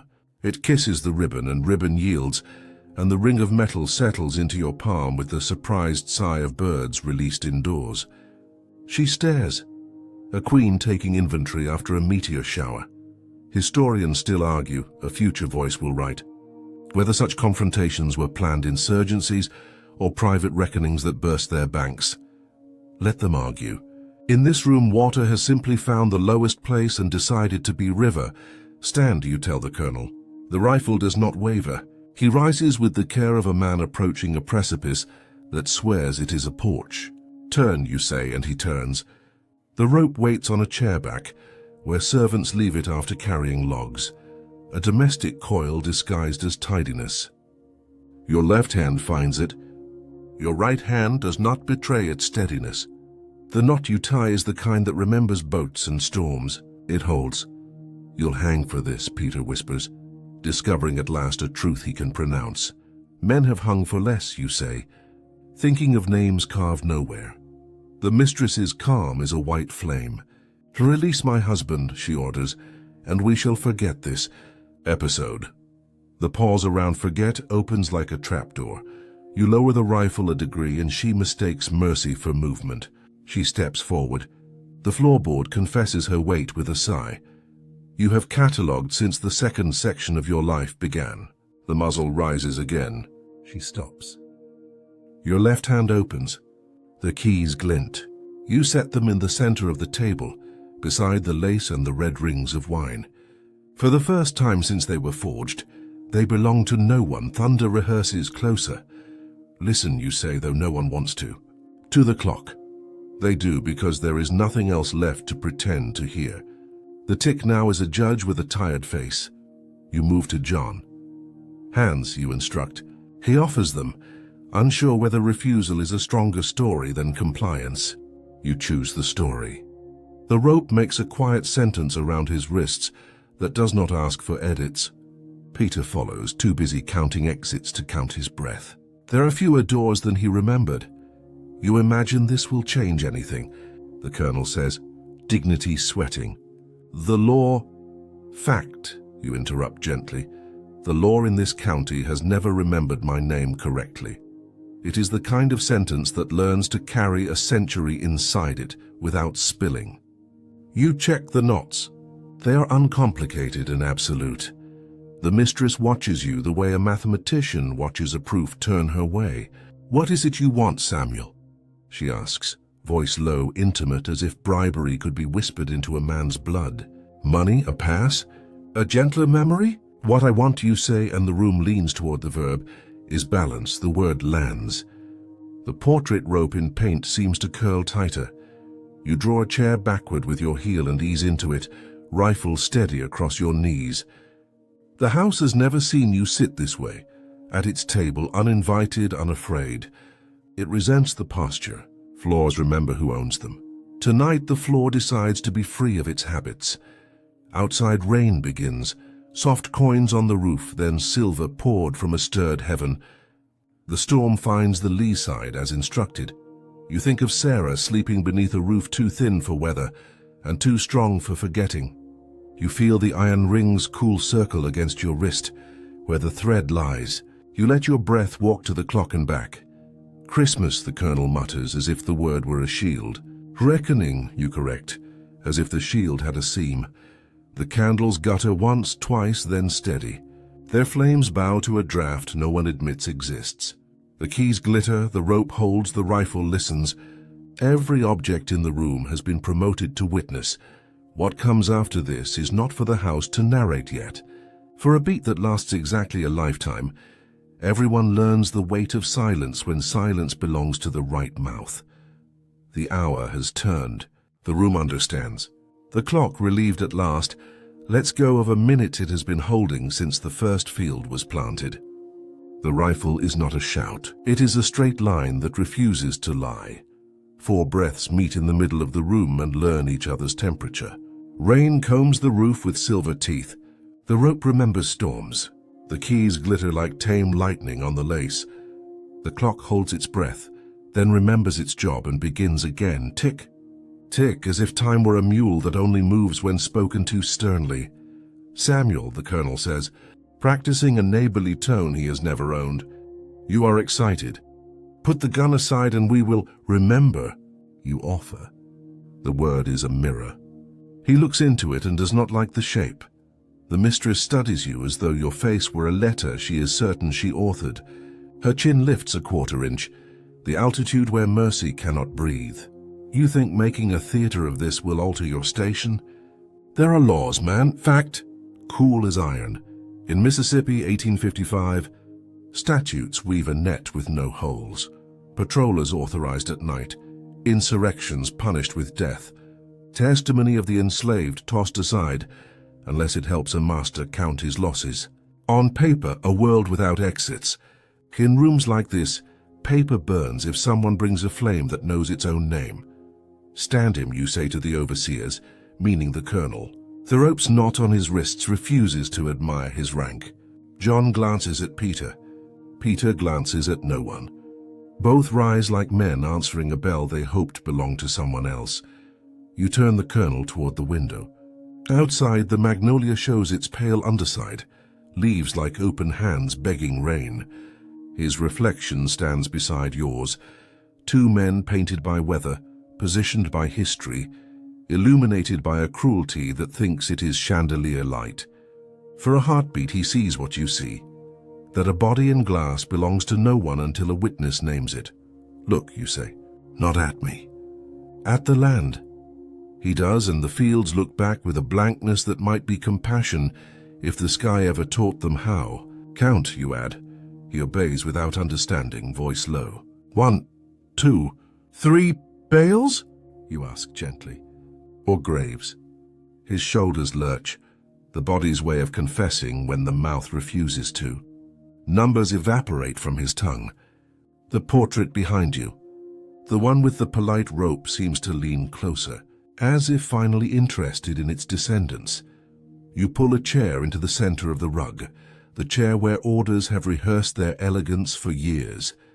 You place the keys upon its seat and step back. A throne for verdicts emptied. The house does not recognize the arrangement and grows nervous. Eleanor, the colonel whispers as if invoking a saint. The mistress keeps her eyes on you. If fear has found her bones, it has been told to wait in the parlor. You nod toward the keys. Pick them up, you say to her, and unlock every door they know. Speak what they open. She doesn't move. Speak what they open, you repeat softly, and something in your tone escapes its leash. She hears it. Her palm lands on the ring of metal with a small surrendering sound. Keys clink. Names come reluctant. Pantry, linen, nursery, storeroom. The voice falters at quarters. It falls silent at women's room. Say it, you insist, no louder than rain. The room. Her mouth shapes the syllables like poison. The women's room. There are houses where such a room is called a sewing place or a nurse's corner, where the polite tongue folds pain into linen and hopes it will smell of lavender in the morning. In this house, the air over the word turns colder. Somewhere in the corridor, a floorboard groans like conscience. You return the rifle to its line, then lower it a fraction. Not mercy, accuracy. We will finish this here, you tell them, and the house will have to hold it. The room stiffens, unused to being made a witness instead of a stage. The overseers twitch with the small, inevitable bravado of men who have mistaken other people's bodies for walls all their lives. You won't leave this room, John mutters, then swallows the rest. The storm takes his voice and rings it over the roof for practice. Sit, you say, and the word is not a command so much as gravity given a mouth. They sit. A child's toy rattles on a distant shelf, a small wooden soldier tumbling in a draught. The sound steps into the silence and apologizes for being born. You breathe in rosemary and decide to say only what can't be unsaid. You took from me, you begin, and your voice does that strange thing a voice does when it finally wears its true height. Anne called it discipline. You called it order. You called it lesson. You turn your head slightly toward the mistress. You called it place. The keys tremble in her hand, the tiniest weather. From the kitchen doorway, Maria Conga's shadow lengthens and then folds back, a blessing performed by absence. The butler's outline hovers behind the service door, a man practicing invisibility like survival. The house knows it is surrounded by people it never learned to name. Historians still argue, a future scholar will write, Whether the enslaved preferred courts of law or courts of conscience. Let him argue. You stand in the only court that ever admitted you. A room, a storm, 4 breaths, and a ledger whose corners are curling. William, you say, and the colonel startles at the sound of his name without title. You will listen. You will not interrupt. Your cigar is over. He stares at the ember as if it might brief him on how to continue. You made me a hinge, you continue, between whip and plea. You asked my hands to choose harm, so worse harm would wait its turn. You glance at your wrists. The rope scrapes glow like 2 red commas.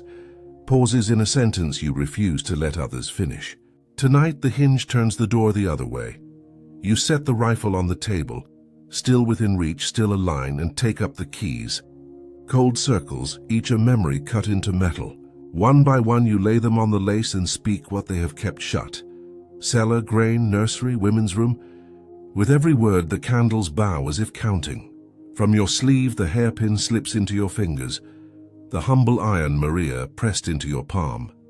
You lift it for a breath, not as threat but as testimony. That small ordinary things can unfasten history when they find the right ribbon. You turn to the mistress. You will say Sarah's name, her pupils narrow. I do not. You will say her name. Silence drags the room by the shoulders. The storm hushes to listen. Sarah, she breathes. And the syllables enter the house like a forbidden sacrament. Fringe. Whisper only. Old people say names call the dead to the door, not to haunt, but to be counted. A name unspoken is a theft. A name spoken is a candle lit, where darkness has paid taxes for years. The lace catches a drop of wax and keeps it. Now you tell the colonel, you will say what you ordered 3 days ago in plain tongue. He sways. He has fought men on horseback, accosted runaways with dogs and paper. He has never fought a sentence this straight. His mouth opens, shuts. When the words come, they are graceless and entire. They land on the carpet like coins at the wrong altar. No ledger takes them, but the room does. You breathe once before your next act, the way a man breathes before stepping into river water he knows is colder than truth. Then, carefully, you do the thing the house cannot forgive. You move the keys toward the center of the table and away from every name they ever answered to. For a heartbeat, thin, holy ownership loses its language. The colonel flinches. The mistress's nostrils flare, the smallest storm. This is illegal, she says, and in another century someone will quote her in a book as if illegality were a synonym for wrong. You slide the hairpin alongside the keys, an iron comma in a sentence that used to be relentless. Rain thickens. The magnolia shakes, returns. Somewhere in the yard a bell rings once with no hand on it. The house hears its name and does not like the sound. Balance, you say again, so even the portraits must learn the word. Here is how it will be weighed. You lift the rifle not to fire but to place it deliberate across the back of the master's chair. A threshold, not a threat. You will carry what you carried to my door and lay it at your own. Confession, a leaving. A letter that says the plantation is for sale, because its owner remembers Christmas too clearly. Your requests are impossible and exactly correct. You will sell. You will go. The people you counted will be counted differently. The colonel finds his voice, a cracked instrument. You imagined I would not enter this room. The interruption is tender and brutal. Imagination belongs to both of us now. The mistress smirks without smiling. You give orders beautifully for a man who cannot sign his name. You meet her gaze and let the centuries walk through your eyes. A fact, you say, is not a signature, and still it stands. Fact prints from the period record sales, prices, births, deaths. They leave out what rooms like this learn to remember. The absence is an indictment made of paper. In the kitchen, a pan settles with a pop, the sound a heart makes when it decides not to break. Maria's shadow passes once more, a benediction. The butler's outline retreats. The storm pulls its chair closer. You tie no new knots. You fire no shot. You raise no hand. You let the room learn its pressure, the way a field learns flood and silt in the same season. In that pressure, something breaks that makes no sound. The hinge, the habit, the spell the house wrote over its own mirrors. The colonel sags. His head lowers as if a pastor had finally named his sin without embroidery. The mistress stares at a candle until its flame wavers, refusing to bend first. "Samuel," the colonel whispers, and this time the name is not a leash. It is a stone laid down. "What do you want of me now?" "To watch," you say. "As I was made to." "But to watch truth enter the room and sit in your chair." He nods once, a man meeting a sentence he cannot commute. You step aside, and the storm fills the space you leave as if it had been waiting for that shape all its life. The clock ticks. Not victory, not peace, something older, something the house has always heard and always drowned with music. Tonight it must listen. The door stays closed. The rifle stays quiet. The keys wait. The lace shows no stain, but the faint ring of wine that looks like a wound practicing how to heal. And the house, at last, hears its name spoken correctly. Not order, not prosperity, but witness. The night turns its head. It is no longer Christmas. It is the hour when even angels hold their tongues. You stand in the same room, yet it feels as though it has aged a century in minutes. The air is thick enough to drink, bitter with wax, smoke, and the taste of fear trying to disguise itself as civility. The rifle sleeps across the chair like a serpent that knows patience. The keys rest where you left them, shining faintly in the candlelight, small moons loyal only to gravity. The mistress stares at them, as though they might leap back into her grasp. The colonel cannot meet his own hands. The overseers sit tired and sweating, reduced to the simplest sound a man can make: breath. Outside, thunder kneels on the roof. It listens. You remember Sarah's hands, small, clever, always stitching torn cloth, healing what could be saved. How strange, you think, that healing and revenge begin with the same thread. You trace her name silently across the table with your fingertip. It burns into the lace as if written by an ember. "Samuel," the colonel murmurs, but your name in his mouth no longer fits him. He speaks it as though it were a confession that has forgotten the prayer. You look up, meeting his eyes for the first time since the world turned. "You will remember this night," you whisper, "not for the pain you felt, but for the silence you heard, the one that was always beneath our words." He opens his mouth to reply, but something in your gaze tells him to close it again. For the first time he obeys without needing chains. The clock ticks. It is no longer keeping time. It is counting witnesses. Somewhere in the corridor, Maria Conga hums the beginning of a hymn too old for books. The tune wraps around the walls, around the portraits, around the candles whose flames now lean toward her voice. It is a sound made not of rebellion but of memory. You stand and the rifle stays resting. You no longer need it. The room has learned obedience of another kind. The power it held so proudly has turned inward, heavy and useless. The mistress rises slowly, trembling. Her voice cracks under its own velvet. "You think this will make you free?" You turn toward her, calm, certain. "No," you whisper, "but it will make me human again." Outside, the rain becomes a choir. Each drop sings a single note of release. You open the door and the air rushes in, wild, cold, honest. It carries with it the smell of soil, smoke, and something that almost feels like forgiveness. The slaves in the quarters do not know yet what has happened, but they feel the change. Dogs stop barking. The bell does not ring. The night, for once, does not command them. A wind crosses the field, and with it a whisper moves from cabin to cabin. He did it. He spoke. The silence is broken. The colonel falls to his knees. He is not praying. He is remembering. The mistress covers her ears, as though the storm were laughing in her language. The overseers sob without dignity. Their bodies understand what their minds never could. That fear, when it changes sides, sounds exactly like truth. You walk past them all. Past the table where faith was bartered for cruelty. Past the portraits whose eyes avert politely. Past the door that once kept you outside. Now it opens for you, and the night greets you like a brother. You step into the rain. Each drop strikes your face, cool as absolution. Behind you, thunder speaks again. not as a threat but as a witness signing its name. From the yard the magnolia sways, shaking off years of dust and grief. You look toward Sarah's tree, her resting place. The earth there glows faintly, silver under lightning, as though it recognizes your footsteps. You kneel, touch the soil, and whisper, "It's done, my love." The silence broke first, not the gun. And in that moment something inside you, heavy, ancient, inherited, finally exhales. The rain keeps falling. The world keeps turning. But for once it turns toward justice, however small, however fleeting. Historians still argue, the textbooks would later write, whether Samuel from Beaufort ever existed. Some say he vanished into the swamps. Others swear they saw him walking by dawn, heading east, where no one ruled the horizon. But in the hush between thunder and breath, every soul that ever bent its back to another still hears him whisper, "The silence is over." Morning does not rise gently.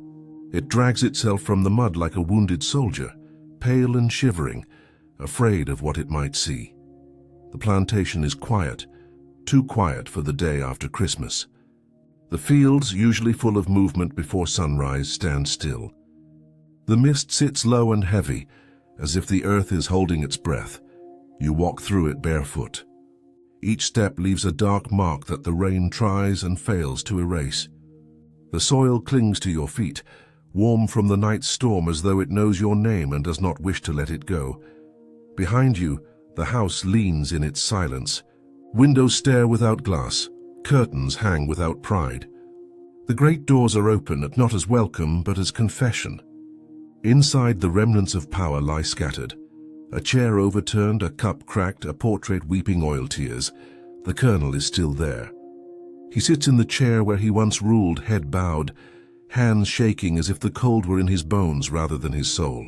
The mistress lies upon the floor, her eyes open to the ceiling that refuses to look back.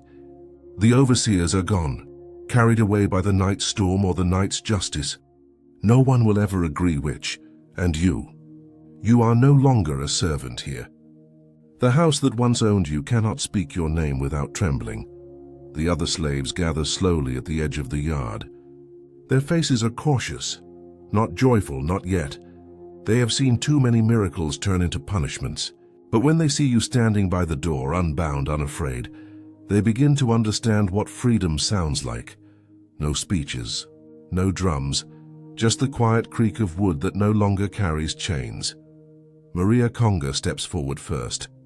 She holds a candle stub, its wick flickering in the thin dawn. Without a word, she places it on the step beside your feet. Others follow, with bits of cloth, with bread, with flowers stolen from the mistress's garden. An altar is built, small and trembling, to something too new to name. A child no older than 8 points toward the magnolia tree. Its roots drink from Sarah's grave, its branches shimmering with the storm's memory. The tree blooms out of season. White petals fall into the wet grass, one by one, soft as forgiveness. You walk toward it. Each step echoes through history, quiet but sure. The others follow, some crying, some whispering prayers that belong to no church. When you kneel at Sarah's grave, the world bends its ear. You place the iron ring, her ring, at the foot of the tree. For a moment, the clouds part, and a blade of sunlight cuts through the gray. It touches the ring and the metal glows. You could swear you hear her voice, low and distant, carried in the wind. You kept your promise, you close your eyes. For the first time, there is no anger behind them, only peace. A peace so heavy it makes your knees weak. Fact, in the decades that followed, no records mention a Samuel among the executed or captured rebels of Mississippi. But oral history, the true scripture of the forgotten, tells a different story. In the slave quarters, they whispered of a man who walked away from the big house into the forest and never looked back. They called him the man who returned the debt. Historians still argue whether he was real or legend, a ghost of rebellion, a folk saint, a man turned myth by the hunger of those who needed hope. But for those who worked the fields, the truth was simpler. He was one of us. He remembered what silence costs. As the sun climbs, you turn toward the east. The river glints between the trees, like a slow, broad, merciful. You feel the air shift, carrying the scent of new soil, wet leaves, and the faint sweetness of freedom's first morning. The others watch you go. No one stops you. No one needs to. Your footsteps are no longer a secret. They are a scripture. The magnolia rustles softly. A single petal drifts down, lands on your shoulder and stays, white against the skin that the world once refused to see as holy. You smile, just once. It feels strange and new, like light after too much shadow. You whisper to the wind, tell them she is free. Tell them we all are, and the wind obeys. Gert carries your voice across the fields, through the swamps, over the river, until it becomes a legend on the lips of the living and the dead alike. The day begins again. But it is not the same day the house expected. Years pass and the story refuses to die. It drifts through Beaufort County like smoke that will not settle. Men swear they saw a figure walking at dusk through the swamps, barefoot, carrying nothing but a shadow and a whisper. Some say it was Samuel. Others say it was the ghost of his vow, wandering until justice finished its last verse. The house that once ruled the valley stands empty now. Vines climb its pillars like penitents seeking forgiveness. The portraits rot from the corners inward, their painted eyes clouded with mildew and shame. The air smells of dust and rain-soaked memory. Only the magnolia still blooms, its roots tangled in both the grave and the beginning of freedom. Children play near it now, their laughter ringing where once the whip sang. They do not know the full story, only fragments carried by their elders. A Christmas of thunder, a woman's scream, a man who walked away unbroken. The old ones tell it by firelight, their voices low, rhythmic, holy. They do not say his name loudly. They let it breathe through pauses. The overseer who turned his hand, the husband who answered the storm, the one who made silence speak. Every retelling changes a little.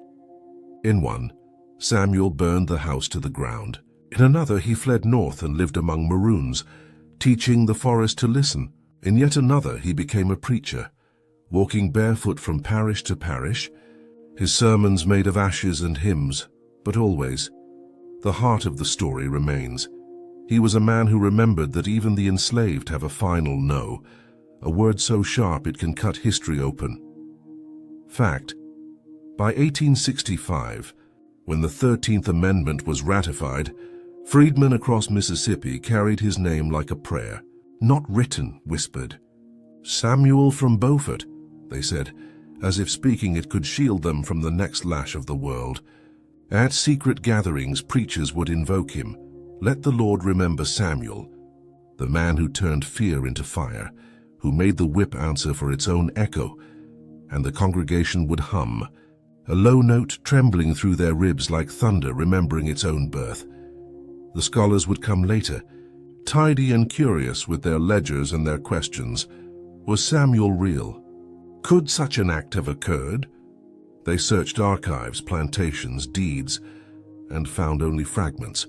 A sale record marked void, a letter from a colonel resigning his post for reasons of the heart, a broken wax seal stamped with the crest of the Beaumont estate. In their books, they call him an incident, but the people call him proof. Night after night the story traveled, across cotton fields, over rivers, into cities where freedom was a word that still cost money. Mothers sang it to their children as lullaby. Men carried it in the space between breaths during beatings and harvests. Women carved it into the wood of their cabins, so even if the cabin burned, the memory would rise with the smoke. When the first black schools opened after the war, a teacher in Vicksburg wrote a primer of reading lessons. One line, simple as prayer, said, "Every man is born a man, not a property," and beneath it someone penciled in faintly, in handwriting that did not belong to the teacher, "Remember Samuel." Some said he was seen again in New Orleans, standing beneath a mango tree, healing wounds with herbs and silence. Some said he vanished into the Gulf, becoming salt in the same water that once carried ships of suffering. Others swore that every storm that rolled through Mississippi carried his footsteps inside it. Slow, deliberate, unending. Listen, the elders would whisper when thunder came. "That's Samuel walking." And when lightning struck the river, it was not wrath, it was recognition. Fringe legend in certain quarters, conjure women still mix a charm called Samuel's balance. A blend of iron dust, rosemary, and magnolia ash. They say if you scatter it before your doorway, no one who enters will ever speak to you with cruelty. And if they try, the wind will carry their words back into their own ears. No scholar records this. No church blesses it. But it works, because belief, once baptized in suffering, becomes its own law. By the turn of the century, the Beaumont estate had become a ruin. The new owners refused to live there. Too many nights, they said. They heard steps in the corridor and a man's whisper repeating, not with anger but with memory, "The silence is over." So they left. The forest took the house. Roots split the floorboards, vines swallowed the windows, and the magnolia, that witness of blood and love, grew larger than ever, its flowers white as ghosts, its scent sweet enough to make even pain hesitate. And somewhere, in the half-forgotten corners of the South, the legend became scripture, not of revenge but of reckoning, not of hatred but of balance. Children still gather beneath the magnolia tree on humid nights, fireflies trembling in the air like tiny candles. They whisper a name they are not sure how to pronounce, but they know what it means. It means that every voice once silenced will one day find its echo. It means that the whip, no matter how loud, will never drown the hymn that follows it. And it means that somewhere, too, in history, in memory, in the hush before thunder, Samuel still walks. The story of Samuel does not end in the year 1855. It never really ends. It becomes a ghost that follows every whisper of justice, a quiet pulse inside every rebellion that dared to begin with enough. They buried the mistress in the churchyard, under a headstone paid for by those who could not say her name without tasting iron. The colonel died 10 years later, not from bullets, but from the slow poison of remembering. He wrote a final letter before his death, a single page found years later in a locked drawer, its ink smeared as though by tears or rain. The one I called property made me see the measure of my soul. I've found it wanting. No one knows who buried him. No one came to the funeral. The church bell rang once, and the sound traveled no farther than the edge of the field he once ruled. The plantation itself vanished slowly, as all monuments of cruelty must. Rain peeled the paint, moss drowned the marble. The wooden steps collapsed into earth, each board sinking into silence with the relief of the condemned. Where the great house once stood, wildflowers now grow without permission. They bloom in spring with an arrogance that feels holy. Children who have never known chains pick them, braiding them into crowns and stories. They say the land still hums at dusk, a sound like someone exhaling after centuries of holding their breath. Historians still argue whether this is mere legend, but those who listen, truly listen, know it is not the wind. It is the land remembering who it belongs to. The magnolia tree, Sarah's tree, still stands, older now, its trunk gnarled and powerful, roots sinking deep into the bones of history. When the wind passes through its leaves, the sound is like soft applause, for survival, for love, for memory itself. Each spring, white petals fall like snow over the unmarked graves of the enslaved. And the people who live nearby still collect them, dry them, burn them at altars made of tin and cloth, whispering prayers to a man they never met but somehow know. Samuel, they say, walk with us, and perhaps he does, in the sound of thunder, in the courage of small defiance. In the moment a child looks at his own hands and says, "These belong to me." One scholar, writing a century later, summarized it in words that never made it into textbooks. Samuel's story is not about vengeance, but arithmetic. A world built on theft must eventually balance its ledgers, and when it does, the sound is not gunfire, it is silence breaking. You stand there now, centuries later, beneath the same magnolia, its scent heavy with ghosts and grace. The air hums with cicadas, with memory, with the quiet heartbeat of something larger than forgiveness. You close your eyes, and for a moment, you are Samuel. You are Sarah. You are everyone who ever had to wait for dignity to come home. The wind rises, carrying voices from long ago, not wailing, not angry, but steady, calm, certain. They whisper to you, as if to remind the living, every name erased will one day be spoken again. Every chain cast will one day rust. Every silence kept too long will one day sing. You breathe, and in the quiet of your chest you hear the final truth, that freedom was never a gift. It was a remembering, and so the legend remains. The man who broke the silence, the woman who became the root of a sacred tree, the house that fell into its own echoes, had a name that still moves through the fields like wind through magnolia leaves. Samuel, not forgotten, not forgiven, simply heard. The night is soft again. The storm is gone, only the breath of the magnolia remains, slow, sweet, and endless. You sit beneath its branches, and the air smells of rain, iron, and memory. Every leaf moves like the slow hand of time stroking the forehead of the world. The earth beneath you hums, a low, steady vibration, as if the ground itself remembers too much to stay still. You can almost hear it whisper, "Rest now." The story has been told, the balance restored. The silence has learned how to speak. Close your eyes. The voices of the past begin to fade into the rhythm of your breathing. Inhale, the scent of the river. Exhale, the weight of the years. Each breath carries you further from history's noise and closer to something gentle, something eternal. Sarah's name drifts through your mind one last time. It lingers there, a single white petal falling slowly through your thoughts, settling in stillness. The ring, the rifle, the rain, all dissolve into quiet light. Now there is only calm. The world exhales through the open fields, and you drift with it. The candles of the old house have burned out, and what remains is peace. The kind that comes not from forgetting, but from finally understanding. The night folds itself around you like silk. The air cools. Your heartbeat slows to match the rhythm of the earth. And somewhere beyond dream and memory you hear that voice again. A whisper not of vengeance, but of release. Sleep now. The silence is over.